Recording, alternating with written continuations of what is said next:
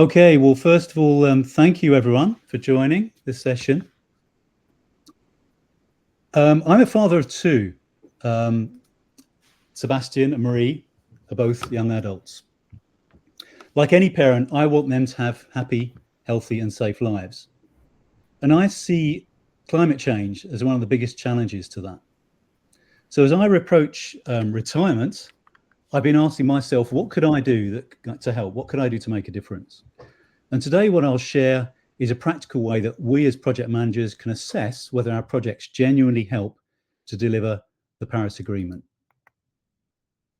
So I'm Stuart Thorp, I'm joining from Belgium, where I'm also a PMI chapter member.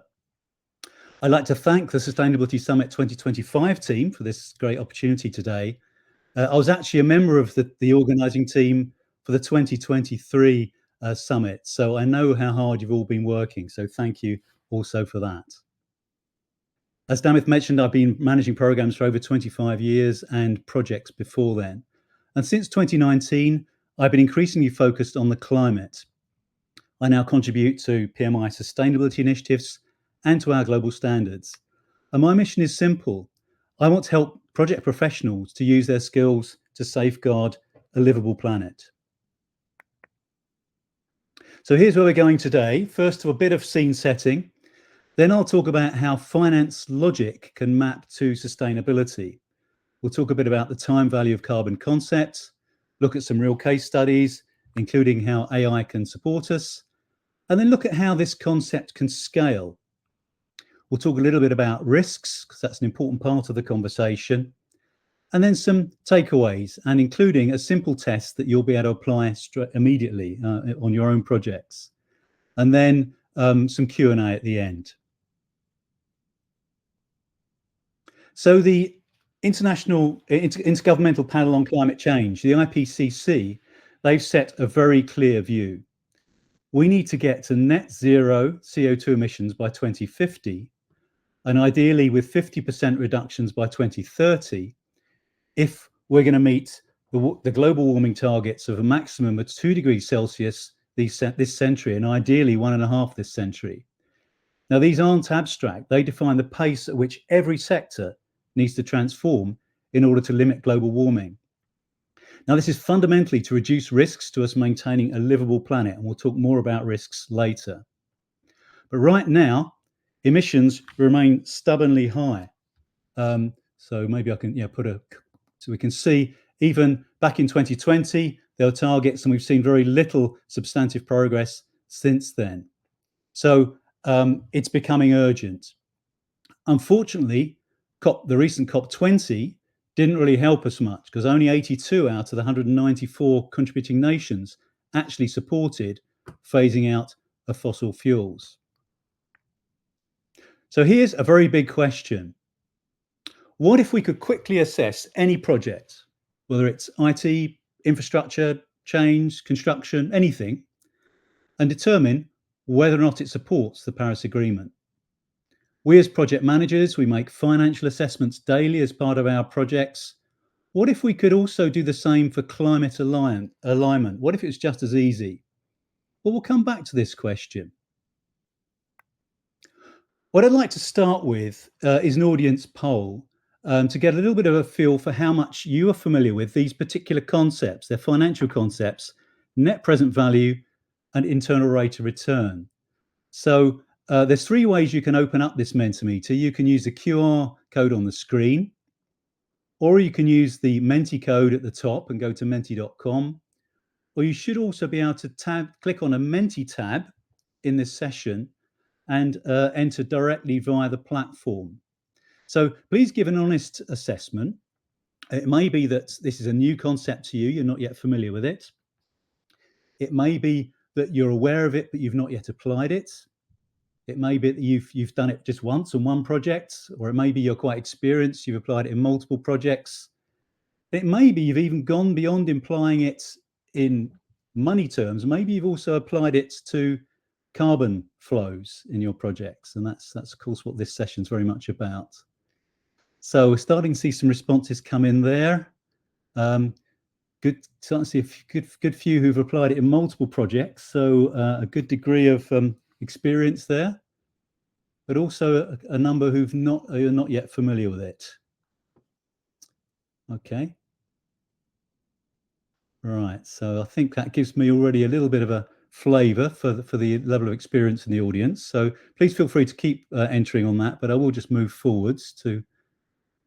Okay, so some awareness, but a few, not 5 people, not yet familiar with it. Right, so let's do a brief introduction from a financial perspective. So on the left, we're showing a typical project, or perhaps a rather idealized one, where we got some 4 units of investment in the current year, and then once that project's been implemented, it delivers benefits throughout a 15-year lifetime. Now, to compare options between projects, what we often do is take a discounted cash flow view, where for each subsequent year in the future, we apply a discount rate, and that reflects the time value of money. So, for example, I've applied a discount rate here of 10%, and that means that £1 in your pocket today would only be worth 91 pence a year from now, and would only worth 39 pence 10 years from now. So that's really a way of talking about the time value of money. And if we sum up these future flows, or the flows throughout the project, we get to this net present value, which is the way of valuing the project in present day terms. That's the NPV term. And then the internal rate of return, we look at across these flows, and it's a way of saying, if we actually compared this to an investment, another project, or just putting the money in the bank, what's the equivalent rate of return we get on that? And for this particular example, it's 24%, which is clearly a lot more than sticking your money into a bank deposit account. So this will be a good project. So this approach, it's actually been used for over 200 years, since the beginning of the Industrial Revolution, to try and help projects to make a financial success. So what could we borrow from this? So in terms to look in a way of looking at sustainability. So what if we were to treat finance and carbon in the same way as finance?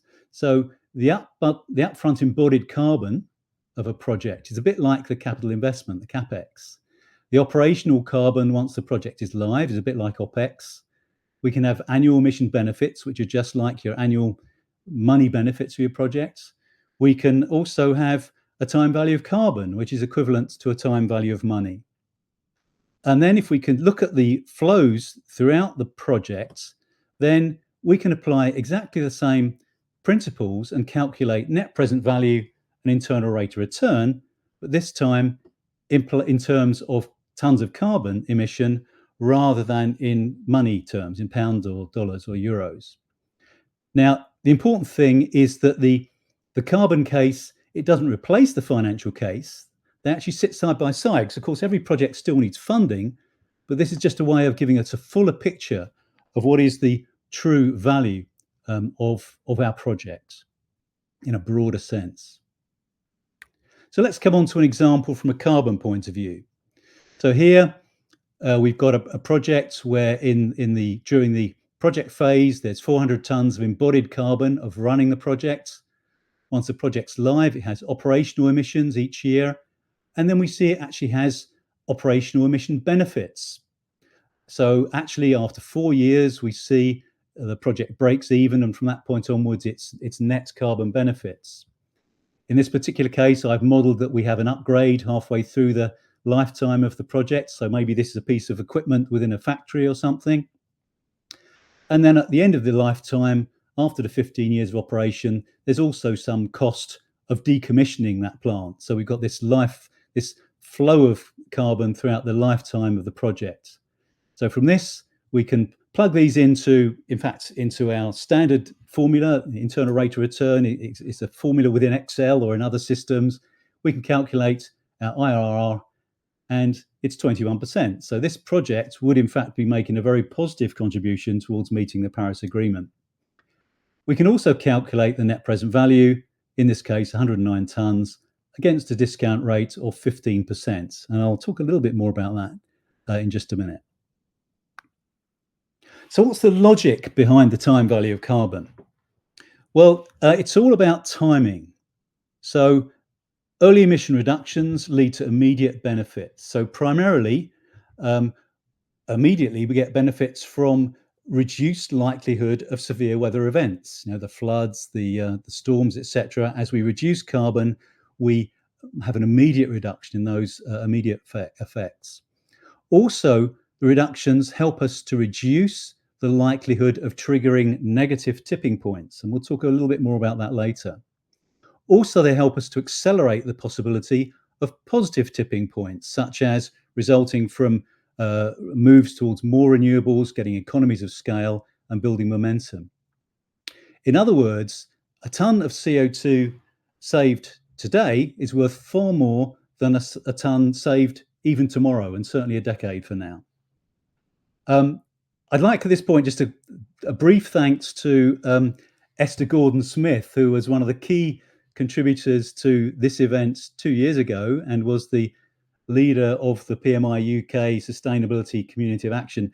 She created this symbol that you see on the right-hand side of the screen there. That's intended to model the discounted carbon flow, and in fact was inspired by the colours of the UN Sustainability Development Goals. So thanks to Esther for that.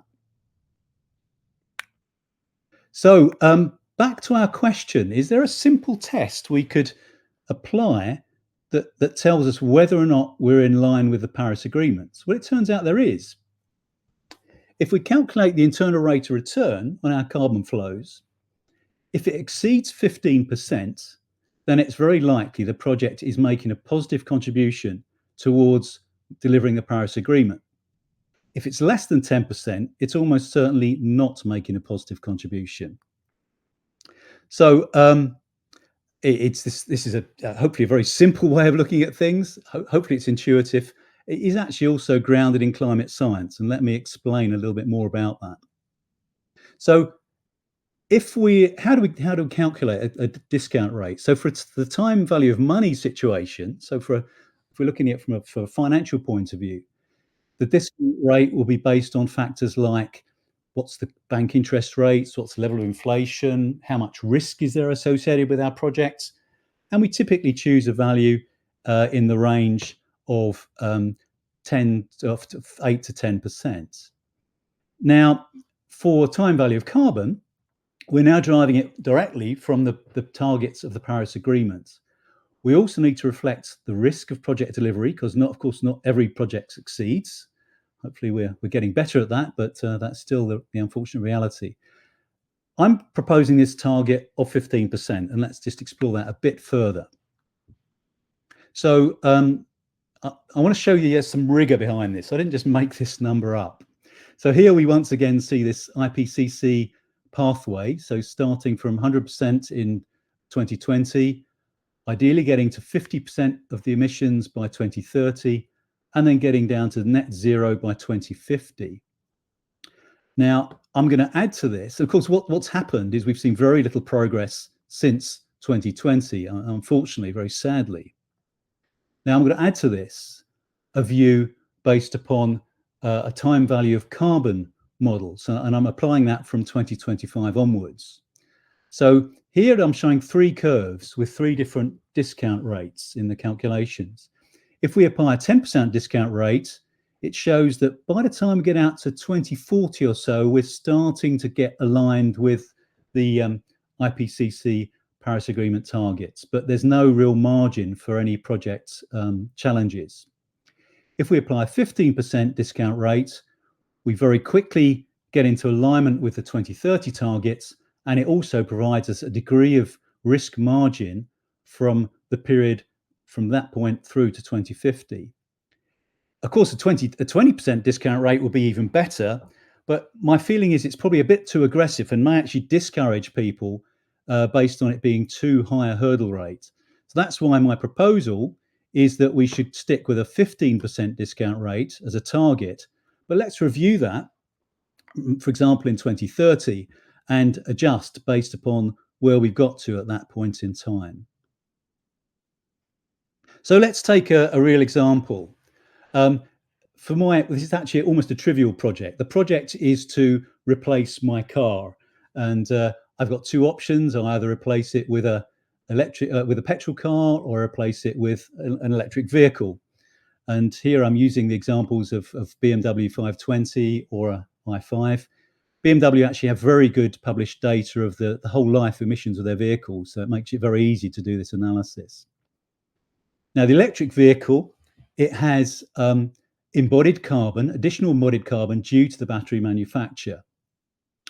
But if, for example, we assume 20,000 kilometers per year, reasonably heavy use, the electric vehicle would generate over 2 tons of annual benefits.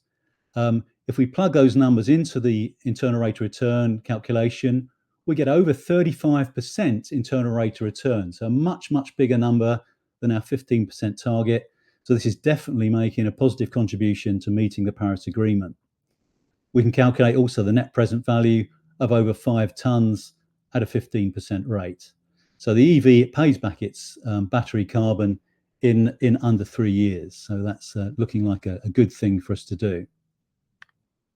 Now, we'd like to make this a bit more scalable. So this is where I thought, let's try some AI on this. I asked ChatGPT the same question. I gave it the same initial starting assumptions, and it came back with some results which were fascinating. They were even more positive than the ones it came up with. So I said, okay, ChatGPT, please explain yourself. Why have you come up with an even more positive view than the one I had? If anything, I should be the one who's biased here. And what it came back with was really, I found very interesting and very value adding. So I'd taken the manufacturer's assumptions for the petrol vehicle option. ChatGPT said, well, of course, we all know that those are idealistic numbers. They don't apply in real life. So ChatGPT had taken a 10% margin to take a more realistic view. On the electric vehicle emissions, I'd used the current, or in fact, I'd used grid emission rates from a couple of years back in Belgium. And ChatGPT pointed out to me, well, actually, the grid has already become lower carbon since that time and will become even lower throughout the lifetime of the vehicle. So ChatGPT took an even lower rate of grid emissions. So I think this is an example where bringing in AI has actually generated a more realistic and it's an even more optimistic view than the one that I had. So again, supporting the point that electric vehicles are a very good way of getting us towards meeting the Paris Agreement targets, but also hopefully illustrating that AI can help us to assess and scale some of this thinking to make it more broadly applicable. Let's take a more challenging example. Many of you are perhaps based in the UK, so I'm taking example of Sizewell C, which is a large nuclear power project planned for the UK's east coast. In fact, it's very close to where I spent many years when I used to live in the UK, very fond memories from living in Suffolk. I asked ChatGPT to compare the Sizewell C project versus an equivalent project based upon offshore wind turbines. And to compare like for like, I said, let's assume the same amount of energy output and what would be the comparison between nuclear and wind. And a very interesting result comes back.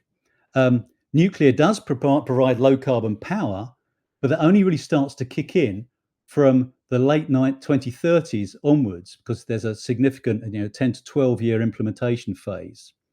Whereas the wind, built in phases, leads to net carbon benefits already from 2035 onwards. If we do the sums, actually, the wind gives us a very high IRR, exceeding the 15% target, therefore a positive NPV. Sizewell C, because it's actually less than a 15% net present internal rate of return, it actually generates a negative net present value. So this analysis is telling us actually wind would be making a far more positive contribution towards meeting the Paris Agreement targets than the nuclear option. Now, this isn't about being anti-nuclear. That's a completely separate conversation. It's about timing, and it's about early benefits mattering the most and helping us against this time value of carbon. Now, some of you may remember Steve Jobs, the founder of Apple. He used to do these wonderful briefings about the new releases of Apple products. There was always at the end of one product introduction a one more thing statement where he'd come up with yet another fabulous announcement. So here's a few one more things about the time value of carbon. It can handle a complex approach because the internal rate of return and NPV calculations, they apply to an arbitrary flow throughout the life cycle of the project. So it doesn't have to be nice, clean numbers. Any arbitrary flow throughout the life cycle can be dealt with these metrics. They're scalable. We've talked about it in terms of individual projects, but actually they could apply across programs, they could apply across portfolios, and they could even apply to the portfolio of every project on the planet. So this is a very scalable type of metric. It's familiar. So IRR and NPV, they're already familiar to some of you in the audience. Some of you already providing them, using them already extensively. Also to our stakeholders and to us as project professionals alike, albeit as financial metrics. They're also adaptable. I talked about the fact we could reassess what's the right value to apply. So if, for example, the net zero targets change as a result of revised climate science and IPCC reports, then we could set a different target rate and re-baseline our projects. So I think there's a lot of reasons why this is a very practical way of looking at our path towards net zero. Now, this slide, it shows what's happened since I presented this concept at PMI's Benelux Summit in Maastricht on the 10th of October. I actually got a very positive response from the audience, and a majority of the audience actually responded that they thought we should take through some of these ideas and embed them into standards going forwards. A number of people at the event actually said, well, they'd like to get involved in contributing to the initiative. So what we've done, we've set up what we're calling a time value of carbon working circle. And what's on the screen illustrates some of our initial thoughts. So we started thinking about how we might, for example, influence PMI standards, how we might influence PMI activities in a more general sense, how we might potentially impact other global standards, how we might, for example, look at some case studies of this technique in action, and how we might market the concept. And also we're thinking about other ways in which we could potentially drive this forwards. The green coloured blobs are ones where we're starting to make some progress, including, of course, this presentation today is one step in this process. Now, I'll come back later with a poll of anyone who wants to get further involved, but I'd certainly welcome if anyone else would like to join in this group, you're very welcome to help us to move this forwards. And I'd like just to, the particular areas where we're looking for support, the ones where the ones with a red circle around them, these are ones where we're looking for people to make contributions, for example, in helping us with additional case studies of this technique in action. I'll just call out this linkage to PMI global sustainability initiatives. So if I just flick through here, I had a great conversation with Lucilla Dottor, our global head of sustainability, who's also making a presentation today. I hope you'll be joining her presentation later. And Lucilla made a fantastic suggestion. She said, have a look at the project sustainability reporting guide that's just been published by Green Project Management together with PMI. It has a fantastic concepts where we think about capital, not just in a financial sense, but also in terms of other types of capital. So capital can be natural capital, human capital, it can be society capital, it can be the capital of our built environment, constructed environment. And there's this maturity framework where we go from level one, an incremental view. So most organizations are currently at this point where they're just trying to make some improvements, but it's not until they get to level two where we can say, are they actually sustainable? Are they actually acting within the limits of, for example, nature and society? It's not till they get to level three the regenerative level, when they actually start to restore and give back to nature, give back to society. Of course, this should be the target that as laid out in the sustainability guide. Now, what I've done, I've added here another column to try and position the time value of carbon concept. Now, I think if you compare it with level 3 maturity, I think in terms of targets, yes, if we achieve a net present value greater than 0, we are giving back because we're actually drawing down on the carbon. We're making that contribution. But I think we're even going further than the sustainability guide because we're actually doing it also at a rate that meets the requirements of the Paris Agreement. Now, like level 3 maturity, we can look through the full life cycle, we can look through the full value chain, and we're looking at a multi-capitalist view. In this case, just two: the natural view based on carbon, and of course the economic view. Now, I think the key difference, though, is this time value of carbon idea. It's available now, whereas the level 3 level of maturity, it could maybe take between 7 and 15 years to get there. And to be blunt, we don't really have that much time. We need some tools and techniques that can already start to make a difference.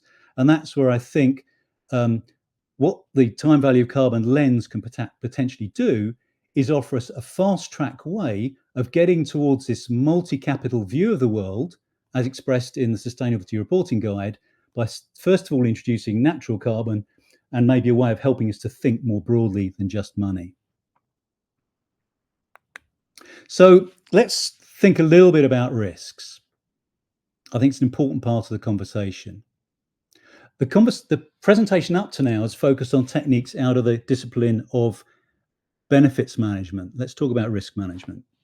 So the picture on the left is myself and my wife on our once-in-a-lifetime dream holiday.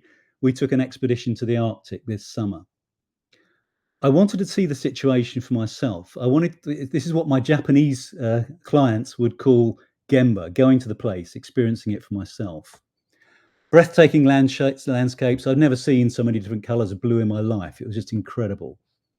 But the Arctic, it's warming 4 times faster than the global average. As we left, I realized that I would never see it the same again, because actually it never will be the same again.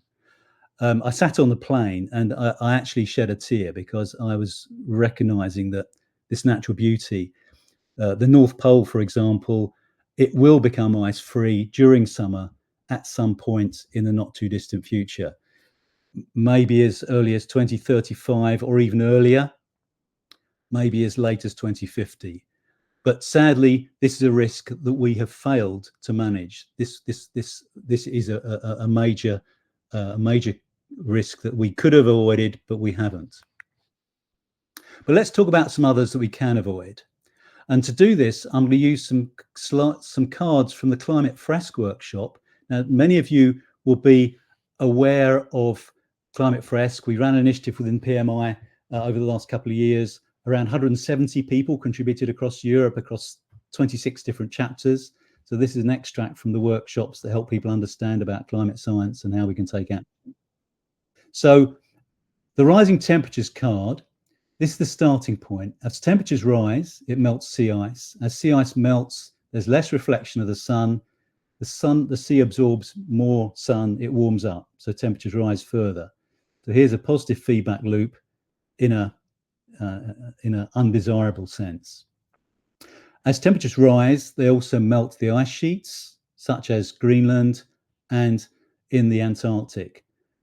Now, the combined effect of rising temperatures and melting ice sheets also leads to sea level rise and potentially weakening of the ocean currents. As the ocean currents weaken, so there's less transfer of temperature from the southern hemisphere to the north, this in turn leads to further melting of the Antarctic ice sheets. This leads to 2 very major and very specific risks. If we were to trigger the collapse of the Thwaites Glacier in the Antarctic, the sea level rise would immediately trigger tens of centimeters of sea level rise, potentially 2 to 3 meters, way beyond the current level of preparedness of any nation on Earth. So this is a risk we absolutely do not want to trigger. Similarly, if the Atlantic meridional overturning circulation, this is what makes the Northern Hemisphere and Europe in particular much warmer than it otherwise would be. If this were to stop, then we would be facing a dramatic and rapid cooling of our winters in Northern Europe. We also do not want to trigger this risk. Now, I realize it's a challenging conversation, but we are a project professional audience, and I think we need to confront risk honestly, as we do in our day-to-day projects that we're involved in. So, so I think some really important risks, and I'd like to also echo that these are being talked about in the National Emergency Briefing, a great initiative that's just been kicked off in the UK on the 27th of November. So I'd certainly urge you to look at that and follow up on the next steps in that. So this really underlines this key message that a ton of CO2 saved today is worth far more than a ton saved tomorrow. So let's come on to our key takeaways. I hope today you help you understand that we can apply financial logic to help us strengthen some sustainability decisions, that we can use these financial metrics of NPV and IRR also in a carbon context, and also that AI is our friend. It can help us here in scaling up some of these assessments. Some very specific takeaways. A final reminder, this 15%, if our projects are within 15 or exceed 15% rate of return on the carbon flows, we're Paris aligned. If it's less than 10%, we're not. What if we could apply this to every single project? And I'd certainly welcome it if you could take this away as an action, apply it to your projects, and please share the results back with me. I'd love to hear the result of that, and how you get on with that. So I'd like some further feedback from you, please. Please click on this further Menti. Again, it should be available to you via the events, otherwise through the QR code on the screen, or menti.com with the code at the top. If you found it interesting, but maybe won't apply it, enter A. If you'd like to introduce it into your projects, please enter a B. If you'd like to see it more fully represented in our standards in PMI and more broadly, please enter a C. Maybe if you'd like to get involved in this initiative, please enter a D. If you do so, because of course this is anonymous, your response is, please reach out to me. Please, I'll share my LinkedIn at the end, or via the chat, so that I know who you are. We can get in contact and get you involved. Yeah, so great to see 4 so far want to get involved. Fantastic, and a number wanting to see this reflected in standards. This is great feedback to be receiving. Thank you very much for that. Okay, well, please continue to respond there, and in parallel, we can start to open up questions. Now, while we've got some questions coming in, just in parallel, maybe you'd like to screenshot this. The material will also be available afterwards, but here's a slide reflecting some of the resources I've used throughout this presentation. There at the bottom, the Prompts Engineering Exchange. This is actually a place where in the PMI environment, I've posted a couple of AI prompts that you can use to decarbonize your project, or even if your project is gearing towards delivering Paris Agreement targets, hopefully accelerate that. So please have a look at that, and some further links here, and calling out at the bottom here, Sustainability Reporting Guide and this National Emergency Briefing. So those are good resources to look up, as well as some of the others that will hopefully be beneficial to you. So with that, open for questions. Thank you so much, Stuart, for the session. It was very thought-provoking. We do have like 4 minutes left for Q&As, and we've got some Q&As, so I've just made note of that. There's a couple of Q&As in the chat. So the first one is related to your working slides of the EVs and ICs. So Rita wants to know, in the 5.9 ton CO2 equivalent, are you considering the full life cycle and the contribution of each single component? Okay, so let's just come back to that slide. So the 5.9 tons, that's based on manufacturers' data, and they, in fact, what the data that BMW publish is throughout the entire life cycle of their vehicle, from the production of the steel and aluminium and components, electronics, right the way through to the end of life. So this is the upfront cost of basically getting the vehicle on the road, and this reflects the difference. It's an important point. It's a difference between the two vehicles. If the petrol car, that itself has something like 11 tons, I think, of embodied carbon. So that this is just the difference, so that we can actually do an analysis of the benefit of going for EV versus the internal combustion engine car. Hopefully that's answered the question.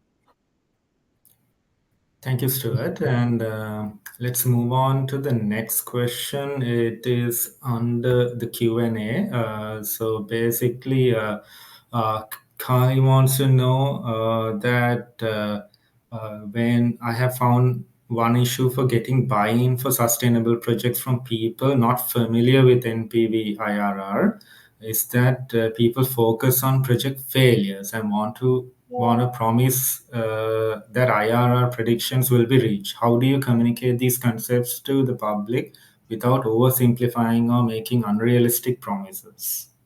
Okay. Well, I think maybe a good way of doing that could be to use, because IRR and NPV, I've been using these for 30 years, and in projects where you use them in a financial way, you can actually use them to drive a better financial outcome. I've actually used them as a way of optimizing the scope and approach in the project to maximize its financial value. So maybe a good way to look at it could be to introduce them, if the stakeholders are not familiar with the terminology, first of all, from a financial point of view, to show that it can actually deliver a more successful financial outcome. And once you've done that, actually side by side, say, oh, by the way, we can also do the same calculation from a sustainability point of view. And because quite often you find the projects that are delivering good sustainability outcome are the ones where you're saving on energy costs, you're saving on materials costs, you're doing it more efficiently. So often this project with a sustainable outcome is also the one that will deliver a better financial outcome as well. So I think that might be a tactic that you could use in that particular case.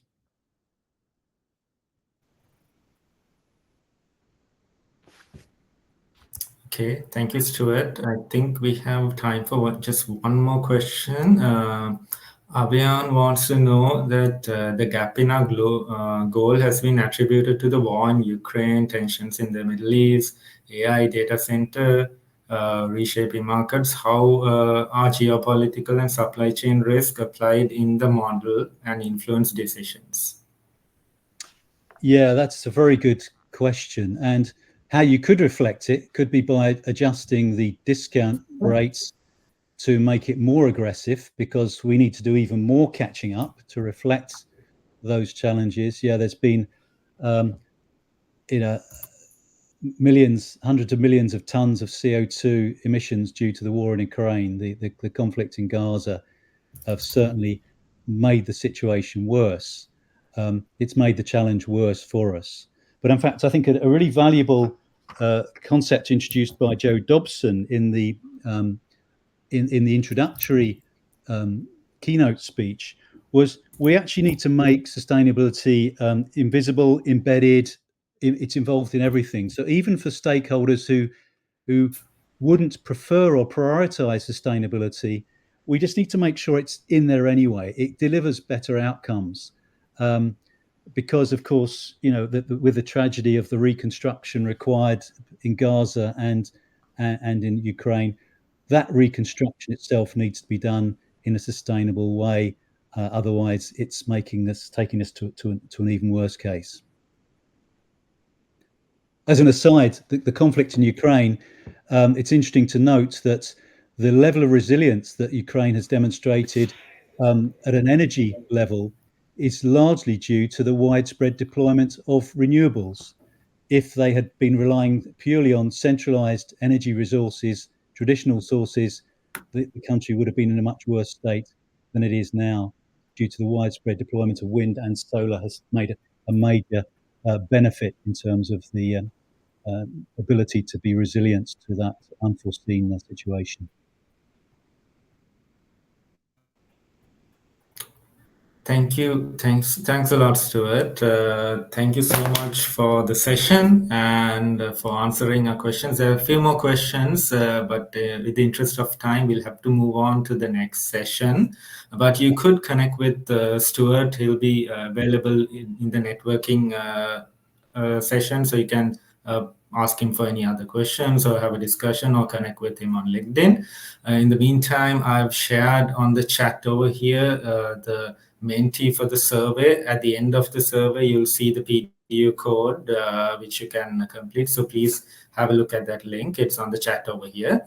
And I invite you to the next sessions as well, which is going to start soon after the coffee and tea break in around 13 minutes from now. So there'll be 3 sessions on track, so you can pick whichever you want. And I invite you to engage throughout the rest of the day. Thank you so much.